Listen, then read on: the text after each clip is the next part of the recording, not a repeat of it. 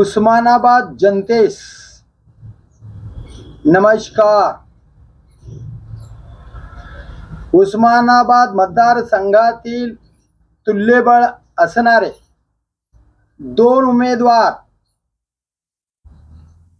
ओमराजे निंबाळकर उद्धव बाळासाहेब ठाकरे यांच्या शिवसेनेकडून उभारलेले आहेत आणि दुसरे उमेदवार अर्चनाताई राणा जगदीशसिंह पाटील हे उमेदवार अजित पवार राष्ट्रवादी गटाकडून उभारलेले आहेत. या दोन उमेदवाराचं पूर्वीचंच वैरत्व पूर्ण महाराष्ट्राला माहीत आहे आणि या वैरत्वामधून द्वेषाची ही निवडणूक पूर्ण महाराष्ट्र पाहत आहे. या निवडणुकीमध्ये अवाढव्य पैसा खर्च केला जात आहे.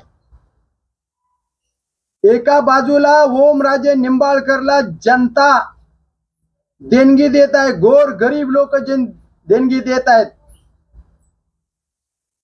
आणि दुसऱ्या बाजूला 1978 पासून ते आज तागायत मंत्रालयामध्ये सतत मंत्रीपद, अवघ 5 वर्ष बाजूला जर सारलं तर 42 वर्ष सत्ता राणा जगदीशसिंह पाटील यांच्या घरामध्ये आहे. आणि जनतेच्या माध्यमातून विचारलं जाते 42 वर्ष डॉक्टर पद्मसिंह पाटील यांच्या घरामध्ये सत्ता असताना सुद्धा देश आणि उस्मानाबाद जिल्ह्यामध्ये मतदारसंघ भकास आहे. आमच्या उस्मानाबाद शहरामध्ये कसल्याही पद्धतीचा उद्योग नाही. उस्मानाबाद जिल्ह्यातले तरुण मुंबई पुण्याला कामाच्या शोधात जात आहेत. तरुणांच्या हाताला काम नाही म्हणून या 10 वर्षामध्ये 31,000 तरुण पोरांनी आत्महत्या केल्या. हा विचार आता मतदारसंघातील तरुण मतदारांनी, बुजुर्ग मतदारांनी, माता माऊलींनी, तरुण मुलींनी हा विचार करणं गरजेचं आहे.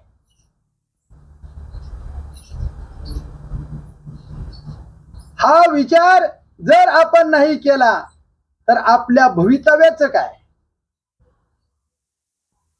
मी प्रभाकर लोंढे, न्यू भारतीय टायगर सेनेचा संस्थापक अध्यक्ष या नात्याने उस्मानाबाद जिल्हा मतदारसंघामध्ये जागरूक असणाऱ्या मतदार बांधवाला व भगिनीला विनंती करतोय की जागरूक पद्धतीने मतदान करा. डोळ्यासमोर जिल्ह्याचा विकास ठेवा, डोळ्यासमोर आपल्या तरुणाचं भवितव्य ठेवा आणि डोळ्यासमोर आपल्या आयुष्यातले 42 वर्षे दारिद्र्यात गेलेत, अजून आपली प्रगती नाही हे डोळ्यासमोर ठेवा आणि जागरूक पद्धतीने विचार करून राज्याची सत्ता महाविकास आघाडीची आणायची म्हणून मशाल चिन्हावर मत करायचंय आणि हे मत करीत असताना मशाल चिन्हाच्या समोरचं बटन दाबायचं आहे आणि देशामध्ये इंडिया आघाडीला मतदान करायचंय. देशामध्ये नरेंद्र मोदी यांची सत्ता आपल्याला पाय उतार करायची, घालवायची. मोदी हटाव देश बचाव ही भूमिका प्रत्येक मतदारांनी घेतली पाहिजे. आणि म्हणून न्यू भारतीय टायगर सेनेचा आम्ही महाराष्ट्रामध्ये महाविकास आघाडीला आणि देशामध्ये इंडिया आघाडीला टायगर सेनेचा पाठिंबा आम्ही 16 तारखेला जाहीर केला. 16/4/2024 ला विनामूल्य पाठिंबा. याचं कारण असं की आमच्या मातंग समाजाचं भवितव्य अजून दारिद्र्यात आहे.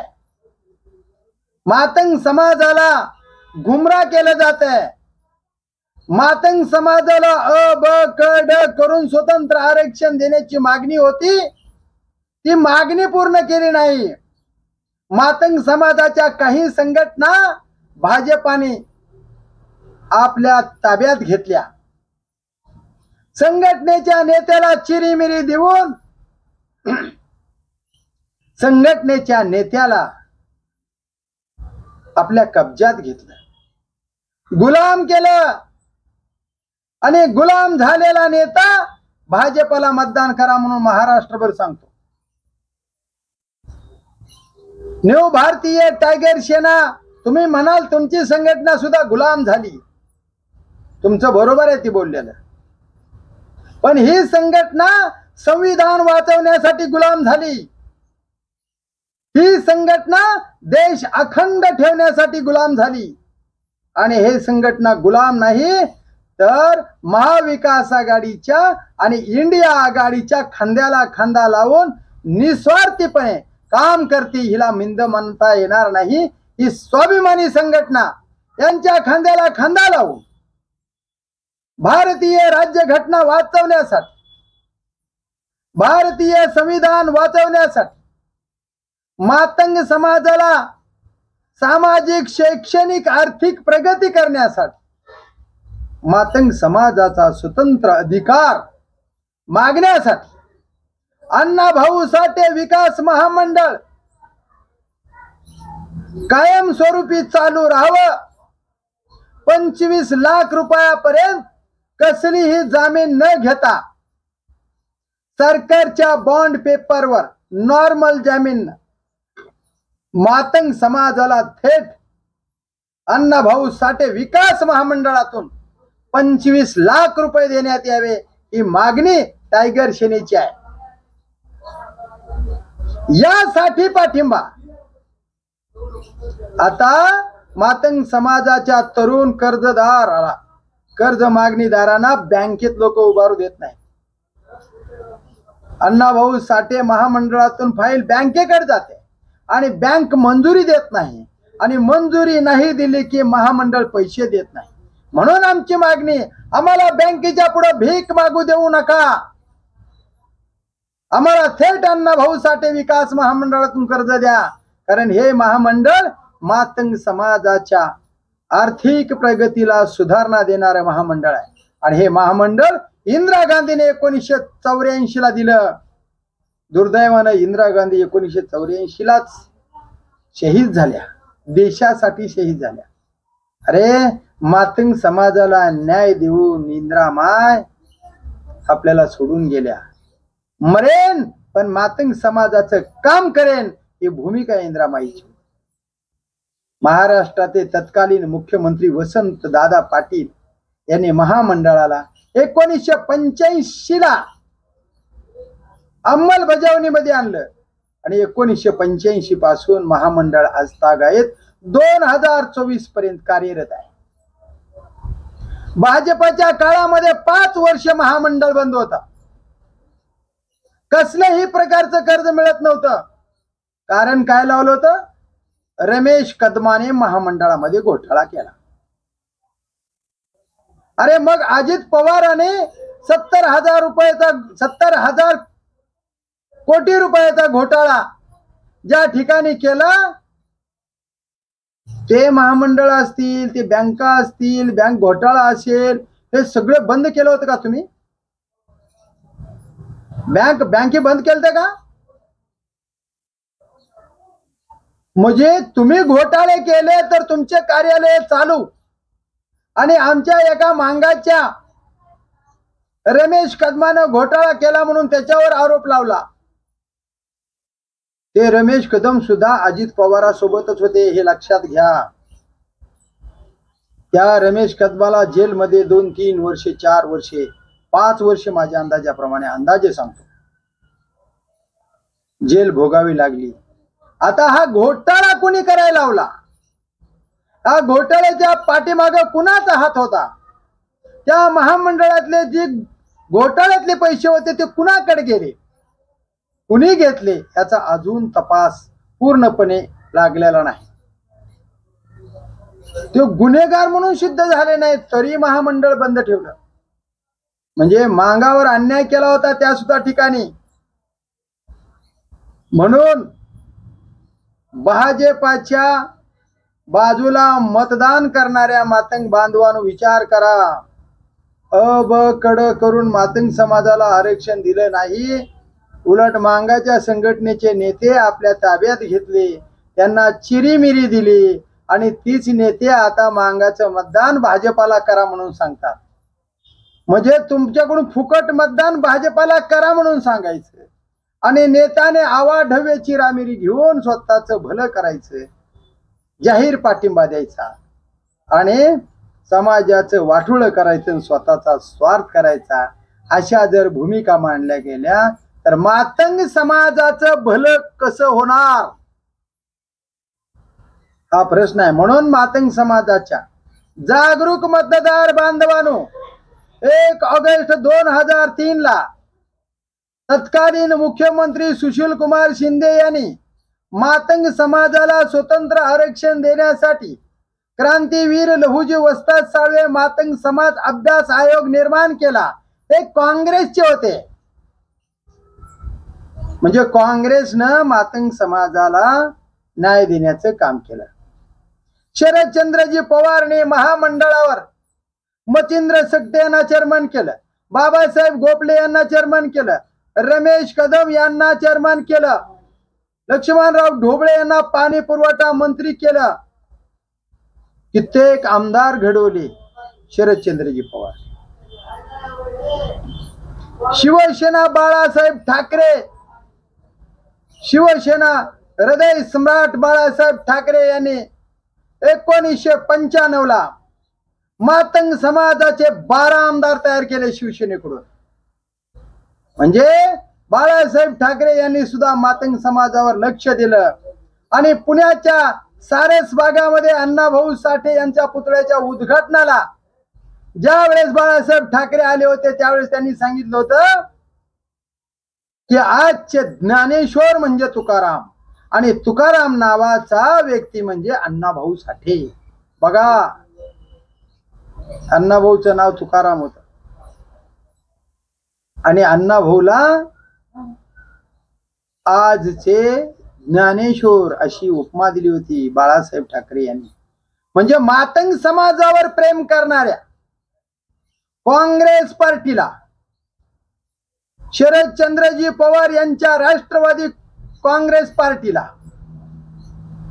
आणि 12 आमदार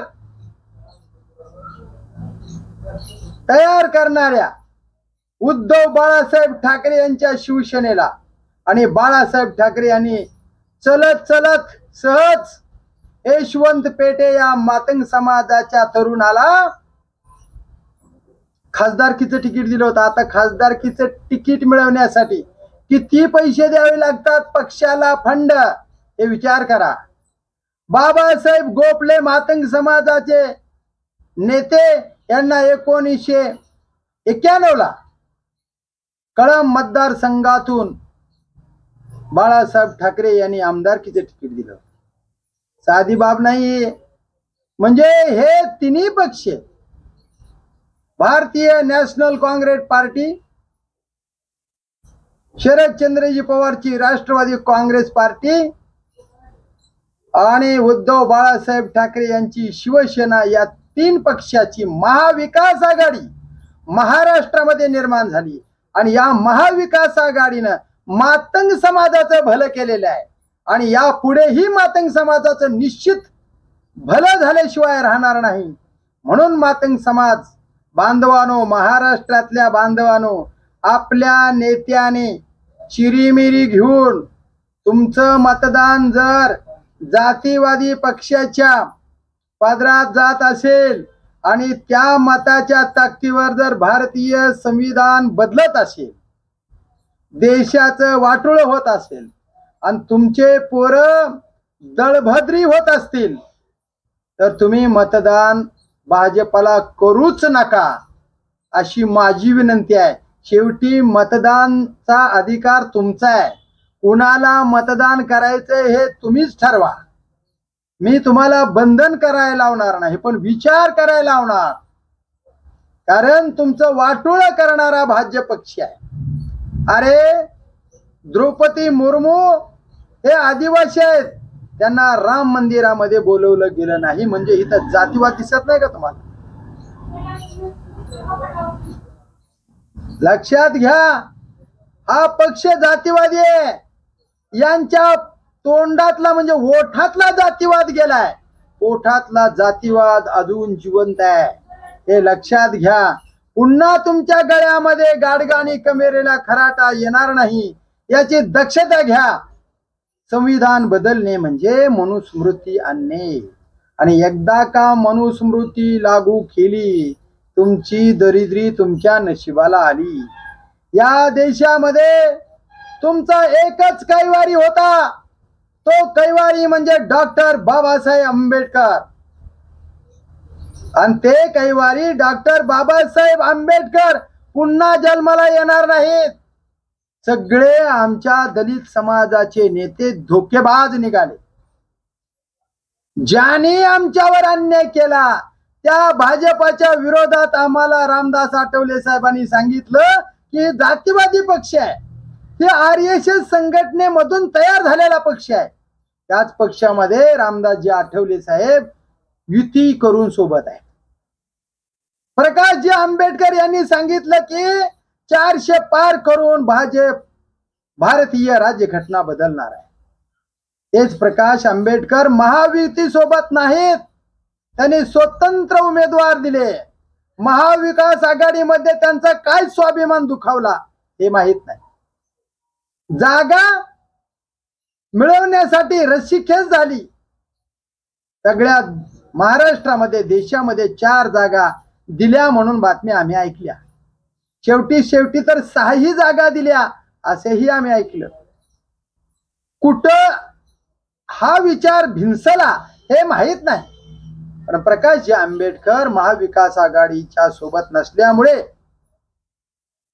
आता मताचं ध्रुवीकरण होणार, मताची विभागणी होणार आणि महाविकास आघाडीचे निवडून येणारे उमेदवार काही प्रमाणात पडणार सुद्धा, आणि याचा फायदा भाजपला होणार. म्हणजे भाजपाच्या जागा वाढवण्यामध्ये प्रकाशजी आंबेडकरांची साथ मिळणार. आणि जर संविधान बदललं गेलं तर बहुजनाचं नुकसान काही प्रमाणात का असना प्रकाश आंबेडकरांमुळेच झालं असं आमचा समाज बोलल्याशिवाय राहणार नाही. जागा थोड्याफार कमी जास्त झाल्या असत्या, पण जर प्रकाशजी आंबेडकर महाविकास आघाडीमध्ये राहिले असते तर बहुमताने महाराष्ट्रामध्ये 45 पर्यंत खासदारकीच्या जागा महाविकास आघाडीने जिंकल्या असत्या. आणि त्यामध्ये प्रकाशजी आंबेडकर त्यांच्या काय 1-2 जागा 100% लोकसभेमध्ये गेल्या असत्या. आणि सत्तेत गेल्यामुळे पुढे येणारी विधानसभा, त्या विधानसभेला 5-50 जागा अजून सत्तेमध्ये गेल्या असत्या. म्हणजे महाराष्ट्राच्या बी सरकारमध्ये वंचित आघाडी राहिली असती आणि केंद्राच्या बी सत्तेमध्ये वंचित आघाडी राहिली असती. पुढे जिल्हा परिषदेच्या निवडणुका, तिथं बी काही सदस्य आले असते. पुन्हा नगरपालिका, महानगरपालिका, तिथंही काही जागा आल्या असत्या. आणि प्रकाशजी आंबेडकर आम्हाला प्रति डॉक्टर बाबासाहेब आंबेडकर म्हणून दिसले असते. आजही आहेत, ते आमच्या हृदयात आहेत 100%. पण चुकीचा निर्णय होत असेल आणि संविधानाला बाधा होत असेल तर हे मनाला कुठेतरी खटकत आहे. आणि अशी चूक का झाली कशासाठी झाली काही माहित नाही. पक्षे समोरचे कशा पद्धतीने राजकारण करतात हे बी माहित नाही. पण सगळ्या महाराष्ट्रानं पाहिलं होतं शरदचंद्रजी पवारनी, उद्धव बाळासाहेब ठाकरे साहेबांनी, राहुलजी गांधी साहेबांनी मोठ्या स्टेजवर प्रकाशजी आंबेडकरांना 5 मिनिट काशेना बोलण्याचा चान्स दिला होता. आणि त्या बोलण्याच्या माध्यमातून जर कायमस्वरूपी प्रकाश आंबेडकर महाविकास आघाडीमध्ये आणि महाराष्ट्रामध्ये महाविकास आघाडी आणि देशामध्ये इंडिया आघाडी सोबत जर राहिले असते तर दलित समाजाची निश्चितच प्रगती झाली असती. मागासवर्गीय समाजाला सत्तेमध्ये न्याय मिळाला असता. महाराष्ट्रामधला बहुजन समाज पुढे नेण्याचं काम प्रकाशजी आंबेडकरांमुळे झालं असतं. हे मात्र कुणीही नाकारू शकत नाही.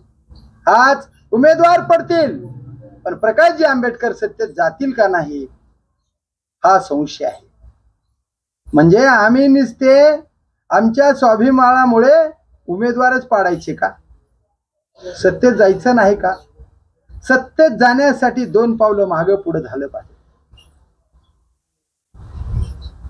वाघ सुद्धा एखादी जंप मारायची झाली तर मागे 4 पावलं जाते आणि मग फुल पॉवरनं जंप मारतो आणि 10 फूट जर उडी मारायची असेल तर ती 12 फूट उडी जाते.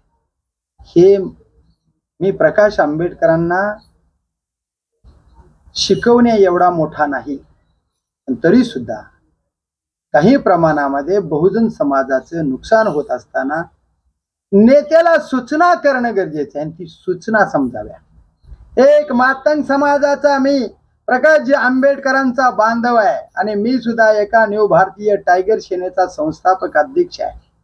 माझ्या नेत्याला माझ्या बांधवाला चुकत असणाऱ्या जनतेमध्ये जी चर्चा आहे ती चर्चा सुचवण्यासाठी मी हा विचार मांडला आहे. आता महाराष्ट्रामध्ये मातंग समाजाने महाविकास आघाडीच्या पाठीमागे निश्चित राहायचंय. याच्यासाठी मी मातंग समाजाला सूचना आणि विनंती करण्यासाठी आलेलो आहे. बाबांनो, वेड्यावणी मेंढरावणी कुणाच्या तरी पाठीमागे फिरू नका. आता तुम्ही विचार करणारे माणसं आहे. आता तुम्ही विद्वान आहात. आता तुम्हाला सत्तेची माहिती मिळत आहे. आता तुम्हाला चांगल्या प्रकारे राजकारण कळत आहे. आता तुम्हाला कोण फसवतंय आणि कोण पुढे घेऊन जातंय हे सुद्धा कळत आहे. म्हणून वेड्यासारखं कुणाच्याही पाठीमागे जाऊ नका. जातीवादी पक्षापासून लांब राहावा. जर आम्हाला सत्तेमध्ये सहभागी करून घेत असाल तर आम्ही तुमच्या सोबत आहे असं म्हणा. अरे 5-50 लाखावर विकू नका. 1-2 कोटावर विकू नका. 1-2 कोटी वाटण्याची ताकद तुमच्याकडे यावी. तुम्ही मंत्री व्हावं. तुमच्या सहीनं पैसे बहुजन समाजाला मिळावे आणि बहुजन समाजाचा विकास करावा. मातंग समाजाचा विकास करावा. यासाठी तुम्ही योग्य अशा महाविकास आघाडीला आणि केंद्रातील इंडिया आघाडीला मतदान करावं. भाजपनं एकही मंत्री आता मातंग समाजाचा ठेवलेला नाही आणि भावी काळात सुद्धा मातंग समाजाचा भाजपामध्ये मंत्री होणार नाही. बबन कांबळे कुठे आहेत? सुधाकर भालेराव कुठे आहेत? मातंग समाजाचे नेते कुठे आहेत? लक्ष्मणराव ढोबळे यांना खासदारकीचं तिकीट का दिलं नाही? लक्ष्मणराव ढोबळे कुठे आहेत? राष्ट्रवादीमध्ये असते शरदचंद्रजी पवारच्या तर आज खासदार म्हणून आणि त्यांना दिलं बी होतं खासदारकीचं एकदा तिकीट. आणि आता सुद्धा खासदारकीचा उमेदवार म्हणून लक्ष्मणराव ढोबळे साहेब महाराष्ट्रामध्ये एखाद्या मतदारसंघामध्ये निवडणूक लढायलेले दिसले असते. या सगळ्या गोष्टीचा विचार करा. आणि मी मातंग समाजाच्या न्यू भारतीय टायगर सेनेचा संस्थापक अध्यक्ष म्हणून टायगर संघटनेच्या कार्यकर्त्याला विनंती करण्यासाठी या ठिकाणी आलो आणि जे जे कोण टायगर संघटनेच्या विचाराचे असतील त्या तमाम मातंग समाजाने महाविकास आघाडीच्या पदरामध्ये लोकसभेचं मतदान टाकावं आणि जिल्ह्यामधून ओमराजे निंबाळकर यांना बहुमताने निवडून द्यावं आणि महाराष्ट्रामध्ये महाविकास आघाडीचे सर्वच ठिकाणी सर्वच उमेदवार निवडून देण्यासाठी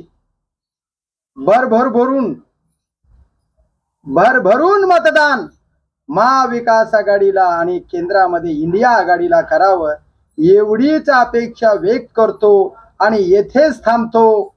जय हिंद, जय महाराष्ट्र। धन्यवाद धाराशिवकर, धन्यवाद उस्मानाबाद।